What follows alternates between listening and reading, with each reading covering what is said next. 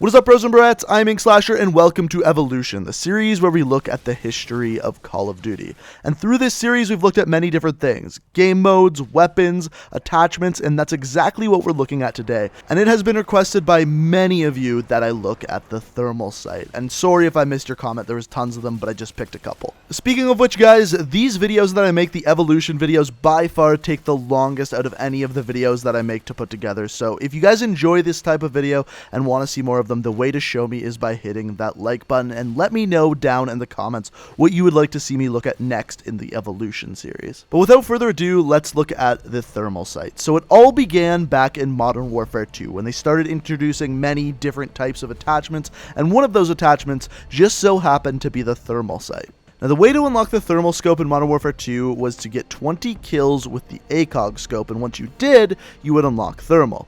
When you did, it kind of looked like a grayscale looking thing where your enemies would really pop and almost look white, whereas if they were using cold-blooded, it would counter the thermal sight and they'd kind of show up as just gray like the background would when aiming down sights. Most of the people who would actually use thermal sights would generally use them with snipers in this game. However, once in a while you would run into someone using one on an assault rifle or sometimes an LMG. And then once Black Ops 1 came around, they didn't actually introduce a new thermal scope, but rather an infrared scope, or at least kind of. What they introduced was a scope that you could use on all sniper rifles, LMGs, and assault rifles except for the G11. Now, when you attached this scope, what would happen is when you aim down sights, your whole screen would turn blue, and then enemies would kind of show up as a very light blue color, almost white, kind of like in Modern Warfare 2.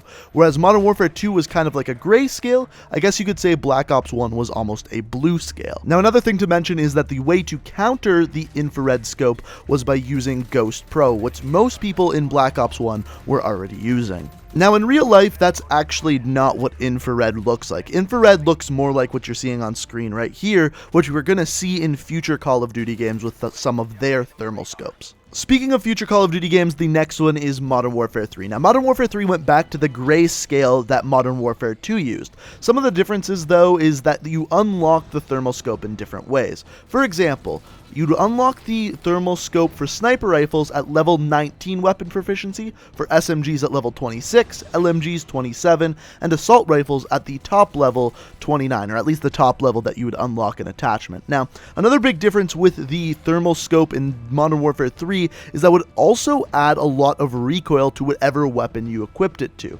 It was a 2.4 times zoom on the thermal scope, which was similar to the ACOG and hybrid sight, but the major difference is this scope added more recoil than the other two, so it was almost necessary to either use the kick weapon proficiency or a grip alongside the thermal scope. In Modern Warfare 3, though, the way to counter the thermal scope was by using the Assassin perk, which, once again, most people used in Modern Warfare 3 as their second perk. Now, come Black Ops 2, they actually got rid of the thermal scope and introduced a new attachment called the Dual Band Scope. It was available for the crossbow at level 5, the sniper rifle at level 10, and LMGs at level 16. Now, where in previous Call of Duty games we've seen a thermal scope with a blue scale, a gray scale, in this game it's almost a green scale, where the enemies highlighted show up in yellow. Now, this attachment wasn't very popular in Black Ops 2, mainly because with LMGs, a lot of players would use the target finder scope instead of the dual band scope. Now, once again in Black Ops 2, just like we saw in Modern Warfare 3,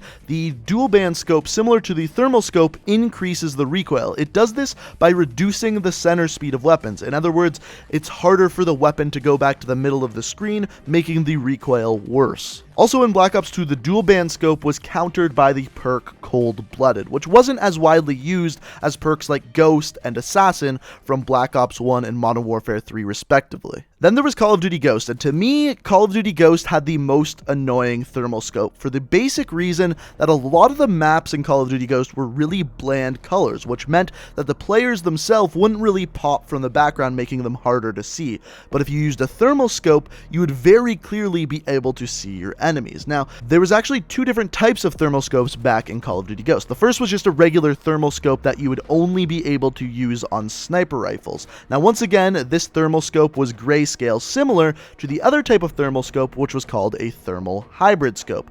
Now, you were able to use this on assault rifles, SMGs, LMGs, and marksman rifles, so basically all the other weapons but sniper rifles. The difference with this one is you were able to freely switch between your thermal scope and between a red dot sight, which made this actually a lot more viable for weapons like an assault rifle. And once again, the thermal hybrid scope was that kind of grayscale color that we've seen so many times before. Now, the counter to the thermal scope in Call of Duty Ghosts was a perk called Incog, or which is short for incognito. Now, basically this perk cost 3 points for your class and would counter a tracker sight, thermal hybrid, or thermal scope. And this scope is actually the last thermal scope that actually uses this grayscale color. And in Advanced Warfare, we probably see the biggest change to the thermal out of any of the Call of Duty games. In this game, it almost behaved more like a red dot sight that was a thermal, but it wasn't a thermal, it was infrared. It was what we were talking about before. Now, in this game, you could use the thermal on assault rifles, SMGs, sniper rifles, except for the Atlas 20mm, the Pyotech Amelie Ohm, those were the only LMGs you could use it for, and also the crossbow. Now, another interesting thing about this thermal scope is it would actually only open up when you aim down sights. It was a really weird aspect to it. And because of this, it would actually cause your weapon to aim down sights a little bit slower. And because of that fact, it's probably the worst thermal scope in any Call of Duty game, but let me know down in the comments if you disagree with that. And I forgot to mention it, but the perk that counters thermal in this game is cold-blooded. And Black Ops 3 basically took the old look of the thermal scope and added the infrared sight that was used in Advanced Warfare. Now, in Black Ops 3, the thermal scope could be used on sniper rifles, LMGs, and assault rifles. However, there's one big change that happened with the thermal scope in Black Ops 3, and that's when you use the thermal scope, you would actually have no aim assist on the weapon you were using. But a pro tip here, if you're using sniper rifles in Black Ops 3, they already don't have any aim assist. So what this means is that there's actually no negative to using a thermal scope with a sniper rifle. That's why you see so many people in Black Ops 3 using thermal scopes on sniper rifles. And once again in Black Ops 3, the perk that makes you immune to the thermal scope is cold-blooded. And finally, we've got Infinite Warfare. And in Infinite Warfare, the thermal scope is almost identical to that of Black Ops 3's. However, in Infinite Warfare, you don't lose your aim assist with the thermal scope, and once again, to counter the thermal in Infinite Warfare, you need to use cold-blooded. Now, there is one other thing I will say about the thermal scope. And that is, believe it or not, they were originally planning on putting a thermal scope into Modern Warfare Remastered. Now, I believe it was just going to be for sniper rifles, but there were in the game files, and people have actually data mined them, as you can see right here in this picture on the M40A3. So I found that really interesting that they didn't actually end up putting those in there, especially after the fact that they added brand new weapons. But I don't know, what do you guys think? Would you enjoy that in the game? Would you hate that in the game? Let me know what you think down in the comments. Speaking of the comments, like I said earlier, if you have any ideas of what you would like to see in a future Evolution video, let me know down in the comment section. And if you're new to the channel and like what you see here, be sure to hit that subscribe button. And as always, if you enjoy the video, all I ask is that you hit that like button. But guys, I hope you enjoyed the video. Thank you so much for watching, and until next time, peace out. Hold on